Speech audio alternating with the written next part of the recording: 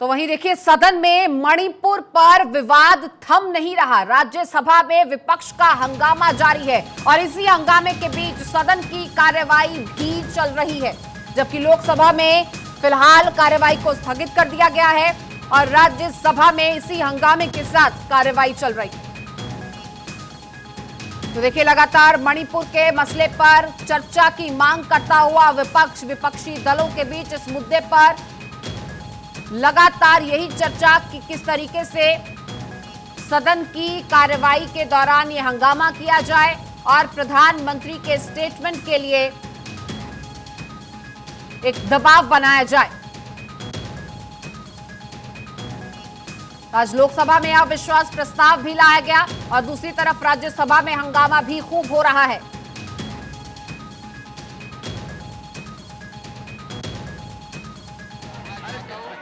प्रधानमंत्री आवास योजना में ग्रामीण भागों के लाभान्वित नागरिक को सरकार 1.20 लाख रुपए की राशि प्रदान करता है और शहरी भागों को लाभान्वित नागरिक को 2.5 लाख रुपए की राशि प्रदान करता है। हालांकि ग्रामीण भागों के नागरिकों को शहरी भाग से ज्यादा खर्चा आता है, जबकि ग्रामीण भागों में आवास के लिए लगने वाली सामग्री शहर से लाना पड़ता है, तो उसका खर्चा यह लाभान्वित नागरिक को उठाना पड़ता है। महोदय, मैं आपके माध्यम से माननीय मंत्री जी को, सरकार को विनंती करता हूं कि प्रधानमंत्री आवास योजना के ग्रामीण और शहर में दुजाभाव न कर ग्रामीण और शहरी भागों के लाभान्वित नागरिक को 3 लाख रुपए की राशि प्रदान करें। धन्यवाद।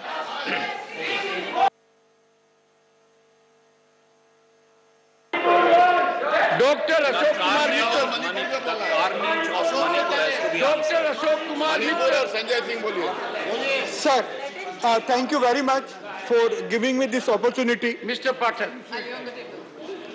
this is absolutely reprehensible. Mr. Pathak, your prompting that is audible to all is reprehensible.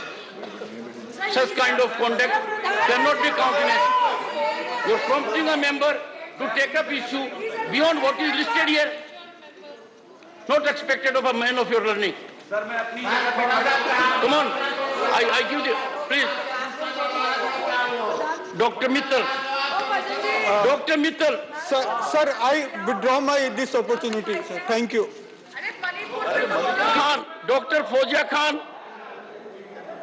Dr. Fozia Khan. Dr. John Brittas. Yes, sir. Yes, sir. Sir, please. Sir, thank you very much for allowing me to raise this matter of grave concern. In today's data-driven era, it is ironic that we have to face ominous specter of internet shutdowns. This is in the context of Manipur.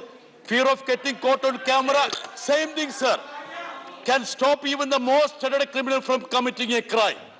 Internet shutdown must be viewed in this context, especially in violence-ravaged region. A blanket ban. तो देखिए, अविश्वास प्रस्ताव जिस पर चर्चा हो रही है, सबसे पहले आप ये समझिए कि अविश्वास प्रस्ताव आखिर है क्या। प्रस्ताव लाने के कई कारण हो सकते हैं। सबसे प्रमुख तब होता है जब लोकसभा में विपक्ष के किसी दल को लगता है कि मौजूदा सरकार के पास बहुमत नहीं है या फिर सरकार सदन में विश्वास खो चुकी है, तो अविश्वास प्रस्ताव लाया जाता है।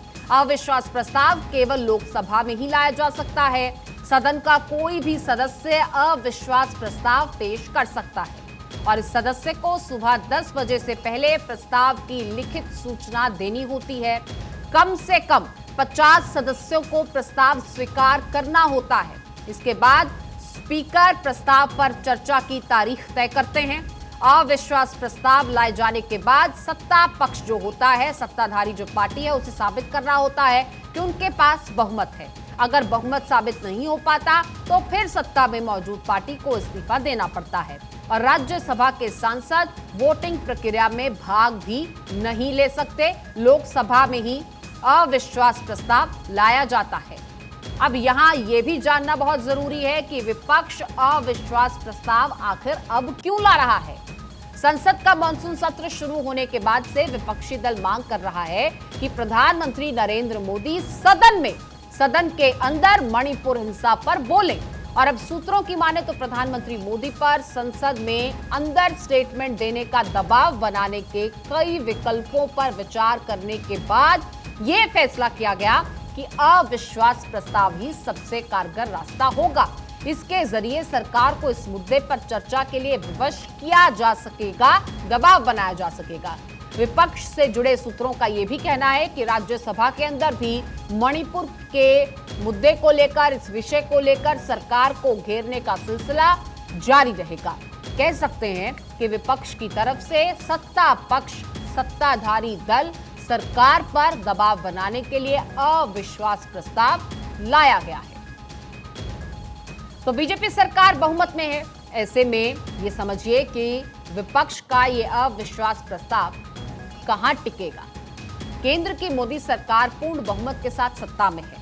अगर विपक्ष मोदी सरकार के खिलाफ अविश्वास प्रस्ताव लेकर आया है तो उसका फेल होना तय है।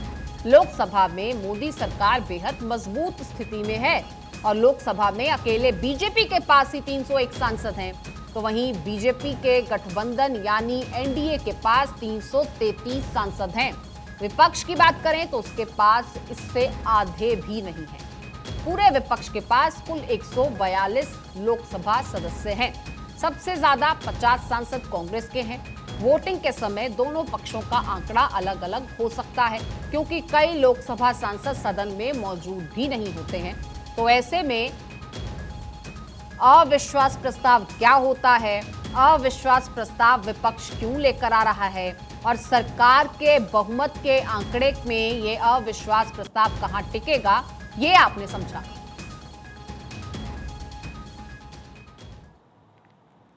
तो वहीं केंद्र की मोदी सरकार के खिलाफ केवल एक बार अविश्वास प्रस्ताव जुलाई 2018 में आया था और 11 घंटे तक बहस भी चली, जिसके बाद वोटिंग हुई और मोदी सरकार ने बहुत आसानी से बहुमत साबित भी कर दिया था। उसके बाद 7 फरवरी 2019 को खुद प्रधानमंत्री नरेंद्र मोदी ने 2023 यानी इस साल में अविश्वास प्रस्ताव की भविष्यवाणी भी कर दी थी।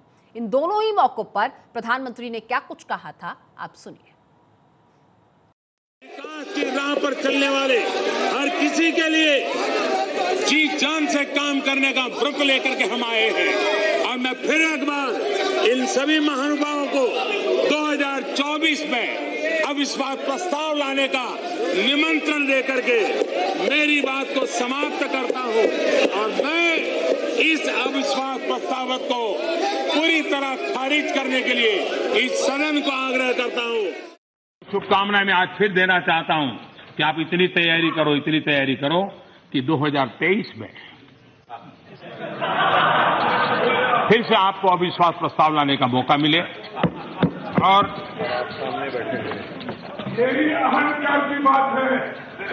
ये समर्पण भाव है, अहंकार का परिणाम है 400 से 40 हो गए, अहंकार का परिणाम है 400 से 40 हो गए और सेवा भाव का परिणाम है कि 2 से यहां आकर के बैठ गए।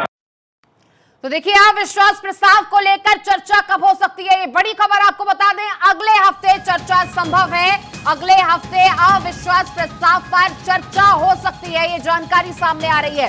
अभी एग्जैक्ट डेट और तारीख सामने नहीं आई है, लेकिन लोकसभा स्पीकर ने प्रस्ताव को मंजूरी दी। उन्होंने कहा चर्चा होगी, एक दिन का समय भी दिया जाएगा। अविश्वास प्रस्ताव को मंजूरी भी दी गई है, लेकिन अगले हफ्ते इस पर चर्चा होगी। चर्चा के बाद तारीख का ऐलान भी वो करेंगे।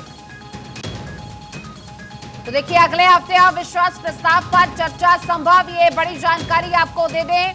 फिलहाल मणिपुर के मुद्दे को लेकर लगातार विपक्ष हंगामा कर रहा है और अविश्वास प्रस्ताव भी इसी रणनीति के तहत लाया गया है कि सरकार पर दबाव बनाया जाए कि प्रधानमंत्री खुद लोकसभा में मौजूद रहकर इस मुद्दे पर अपना स्टेटमेंट दें।